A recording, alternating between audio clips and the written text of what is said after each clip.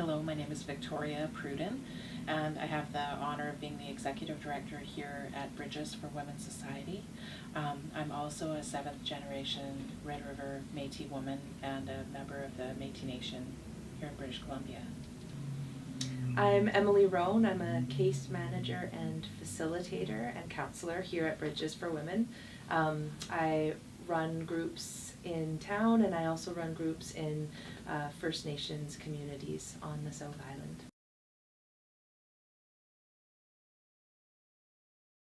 Trauma has a very real physiological impact on the human body, how the body reacts, a person's state of well-being and their emotions.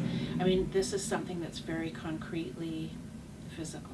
We're understanding intergenerational trauma to mean that that first generation of trauma survivor passes on in different ways the impacts of that trauma to second and third and fourth and subsequent generations. That may look like some of the physiological predispositions that trauma survivors have are passed down to their descendants. It also may look like some of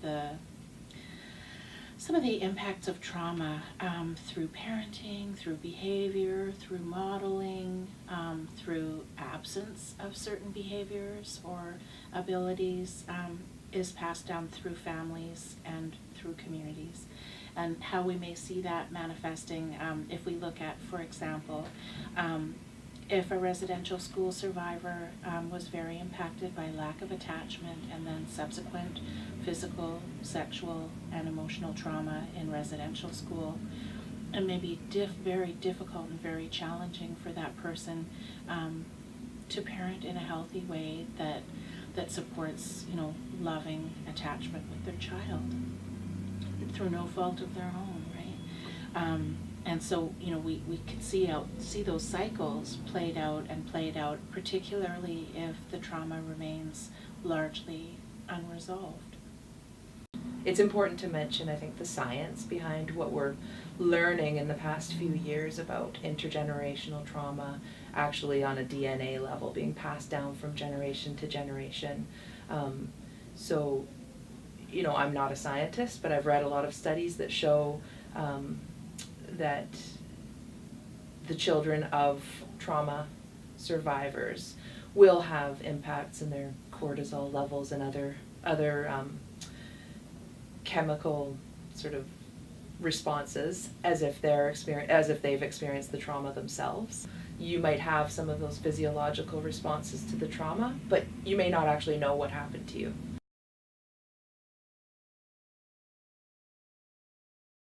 It can be helpful because people can then understand why they might be having this constant feeling of fear or anger or kind of feeling frozen, especially if they have, a low cortisol level and therefore a lowered ability to mobilize their energy and move forward in their lives, achieving their goals or just whatever. Then if they can understand that that's connected to your grandma's experience in residential school in some ways, then that can help you understand that you're not crazy.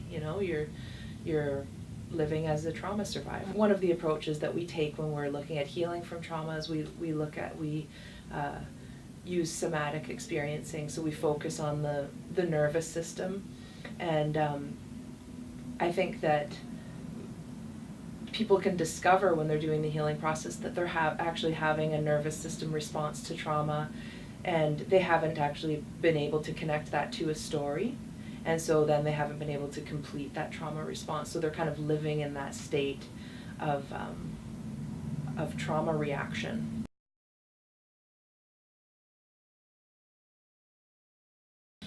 Something that this makes me think of is that any other really important recorded history that we have in Canada or in our society, I can't imagine prioritizing the destruction of that documented history without knowing for certain what its use may be in the future that could benefit those subsequent generations.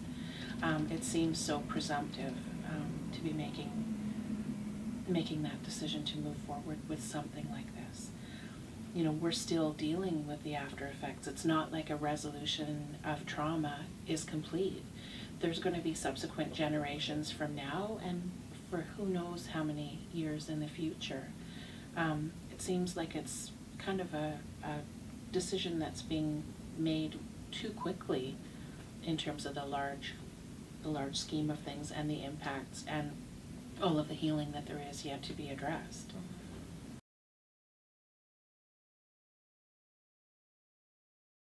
I think when we look at trauma, you know, an incident of a trauma occurring, we have two pretty common circumstances at play.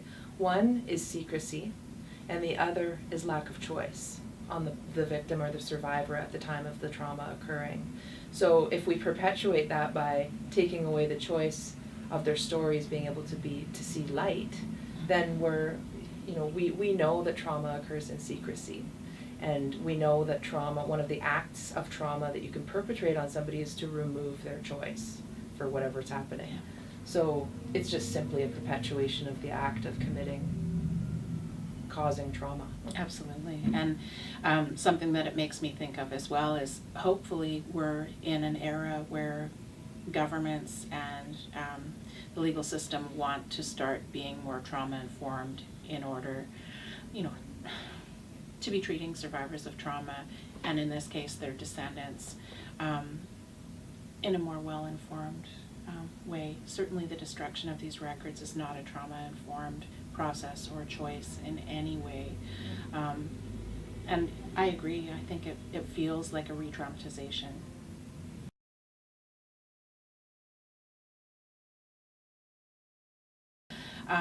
Here in the work that we do, we see every day on an ongoing basis just how strong and how capable and how resilient people are who experience trauma, and how it is possible to heal, how it is possible to move forward.